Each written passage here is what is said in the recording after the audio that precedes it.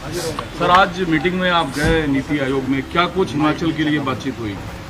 देखिए, मैं हिमाचल के संदर्भ में इतना कहना चाहता हूं कि मैंने नीति आयोग की बैठक के बाद माननीय प्रधानमंत्री जी से समय मांगा था और प्रधानमंत्री जी ने हमें समय दिया था और मैंने उनसे कहा कि जो हिमाचल के जो बागवान हैं, जो बाहर से सेब आयात होता है, उसके कारण हिमाचल के बागवानों के रेट गिर जाते हैं और नुकसान होता है।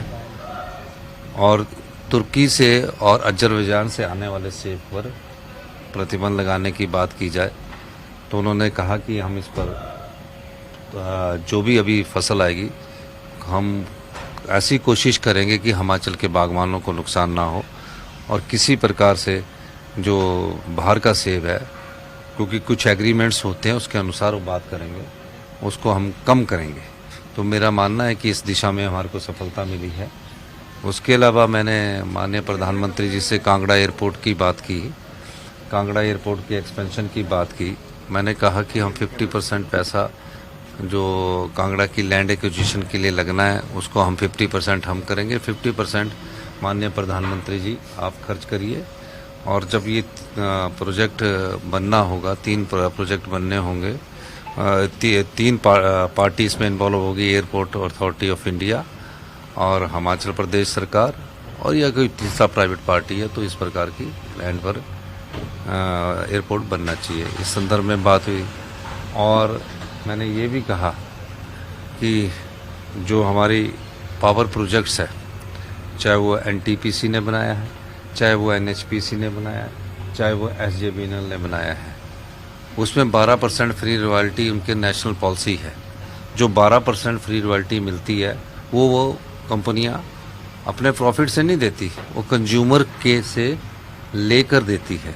हमने कहा जिन पावर प्रोजेक्टों का जो पावर प्रोजेक्ट है, जिन पावर प्रोजेक्ट्स का ये कर्ज फ्री हो जाता है, कर्ज मुक्त हो जाते हैं, उसके बाद प्रदेश की रॉयल्टी बढ़नी चाहिए। कम से कम 50% उस रॉयल्टी पर प्रदेश की को मिलना चाहिए, ताकि जो पानी है, जो पानी हिमाचल की संपदा है, वेल्थ है, जो भी प्रोजेक्ट फ्री हो जाए उससे रॉयल्टी का शेयर हमें बढ़ना चाहिए और एक सीमा उस प्रोजेक्ट की होनी चाहिए जो हमें वापस मिलनी चाहिए।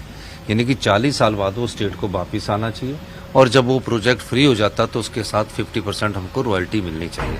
इस दिशा में मैंने प्रधानमंत्री जी से व्यक्तिगत तौर से मुलाकात भी की है और निश्चित तौर पर हमारी बातों को गौर किया जाएगा और आने वाले समय में हमने ये चाहेंगे कि इन चीज़ों पर वो गौर करें। तीसरा, जो हमारा फाइनेंशियल स्ट्रक्चर्स है और फाइनेंशियल स्ट्रक्चर्स में जिस प्रकार की डिसिप्लिन की बात है, और हमने कहा कि आप इस समय हमारी स्टेट रिफॉर्म से गुजर रही है, आप हमारी आर्थिक स्थिति ठीक नहीं है, आप कृपा करके हमें कुछ फाइनेंशियल असिस्टेंट भी दीजिए।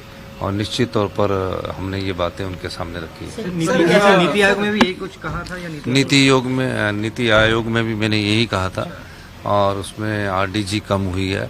और हमें जो प्लानिंग कमीशन के पास हमने ये कहा कि जो हमारी फॉरेस्ट लैंड है वो 68% है और जो फॉरेस्ट कवर है 28% है।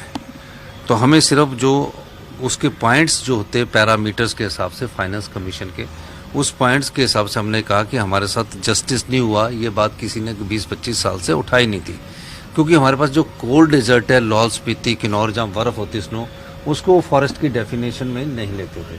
तो उस बात को भी मैंने नीति आयोग की बैठक में उठाया। सर, हिमाचल में आप नशा मुक्त हिमाचल बनाने के लिए बीड़ा उठाए हुए हैं, लेकिन एसपी वर्सेस डीजीपी की लड़ाई बार बार सामने आती है। इस मामले में विमल नेगी हत्याकांड में भी वही चीज सामने आ रही है।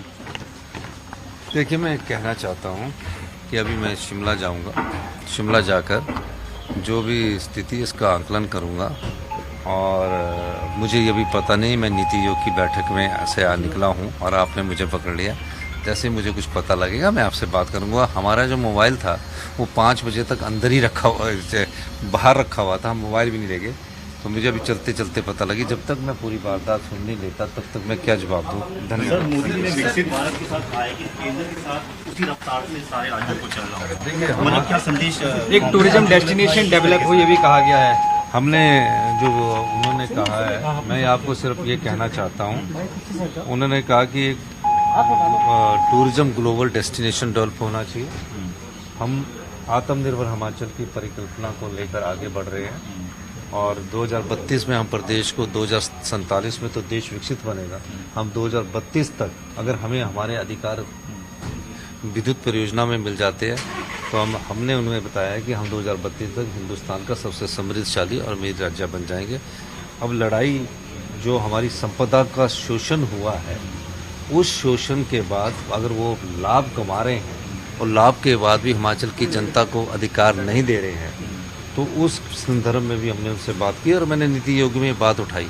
अगर डैम बने हिमाचल प्रदेश में, बीबीएमबी का डैम बना है हिमाचल प्रदेश में, पानी के लिए पानी आ रहा हिमाचल प्रदेश, लड़ाई लड़ रहे हैं पंजाब और हरियाणा, और विस्थापित कौन हुए? हिमाचल के लोग। और आज तक पौंग डैम विस्थापित हो, भागड़ा बांध विस्थापित हो, पूरा बिलासपुर शहर हमारा इस बीबीएमबी में डूब गया था और जो हमें पट्टे मिले थे वो जैसलमेर में मिले थे, आज तक वो पट्टे नहीं मिले। तो दंश झेले हिमाचल की जनता। और जब देश पर कुर्बान करने की बात आए तो जनसंख्या के आधार पर ना जाकर भी पूरे देश में 4 परमवीर चक्र हिमाचल के लोगों ने इस देश की एकता और अखंडता के लिए बलिदान दिया। और जब हमारे अधिकारों की बात हो, छोटा प्रदेश होने के बाद, पार्लियामेंट आवाज कम होने के बाद हमारा ही शोषण हो, उस आवाज को हमने यहाँ धन्यवाद।